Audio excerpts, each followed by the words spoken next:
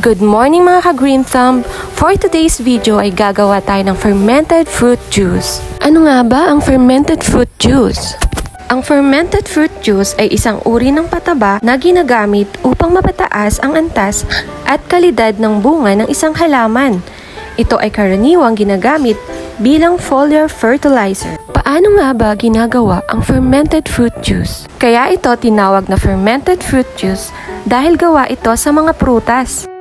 Ang unang hakbang sa paggawa ng fermented fruit juice ay hiwain natin ang mga napili nating prutas. Siguraduhin din natin na malinis ang mga materyales na gagamitin natin. Upang maiwasang makontaminate ng mga bakterya ang gagawin nating fertilizer, isa sa gagamitin naming sangkap ay saging na saba. Kaya naman naghanda kami ng kalahating kilo ng saging na saba.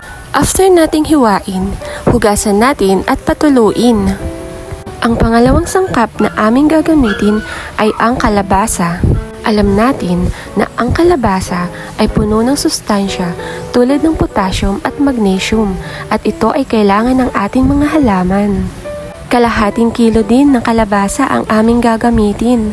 Katulad ng ginawa natin sa saging, kailangan natin itong hugasan at patuluin. Ang pangatlong sangkap na aming gagamitin ay ang pakwan.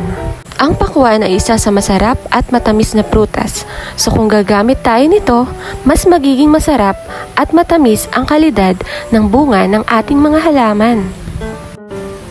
Kailangan lang natin alisin isa-isa ang mga buto nito. So naghanda kami ng kalahating kilo din ng pakwan. At ang pang-apat na aming gagamitin ay ang langka. Ang langka ay isa sa matamis at mabangong prutas. Maaari din kayong gumamit ng matatamis na prutas tulad ng papaya, hinog na mangga, at mansanas. Inalis nga pala namin yung mga buto ng langka dahil maaari itong tumubo sa loob ng ating container. Naghanda kami ng kalahating kilo din ng langka. Kaya ang total ng ating mga prutas ay 2 kilo. Ang ganda at ang kulay ng ating mga prutas. Sigurado akong magiging maganda ang kalidad ng ating gagawing fermented fruit juice. Ang ratio ng ating mga prutas at molasses ay 1:1. Kaya naman gagamit tayo ng 2 litro ng molasses. Pagkatapos nating sukatin ang ating mga molasses, ay ibuhos natin ito sa ating mga prutas. Pagkatapos, haluin nating mabuti. Siguraduhin nating malagyan ng molasses ang lahat ng parte ng ating mga prutas. Pagkatapos nating paghaluin ang mga prutas at molasses, ay pwede na nating isalin sa container na ating pag-iimbakan.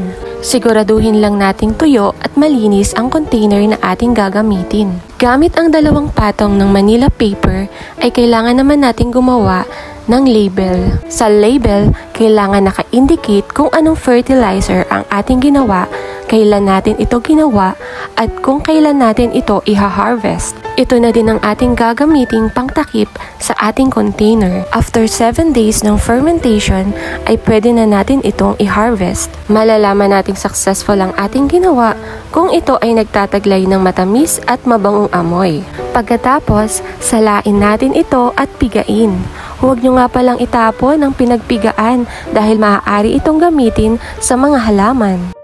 Ang fermented fruit juice ay nagtataglay ng potassium na kailangan upang mapaganda ang kalidad ng bunga ng ating mga halaman.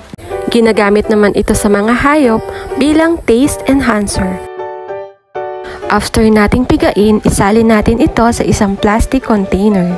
Pagkatapos nun, pwede na natin itong gamitin sa hayop at mga halaman. Ihalo lang natin sa tubig, 2 kutsara sa 1 litro ng tubig. Maaari natin itong gamitin sa mga halaman 2 beses sa 1 linggo. So ayun, hanggang dito na lang yung video na to. I hope marami kayong natutunan. Hanggang sa muli, happy gardening!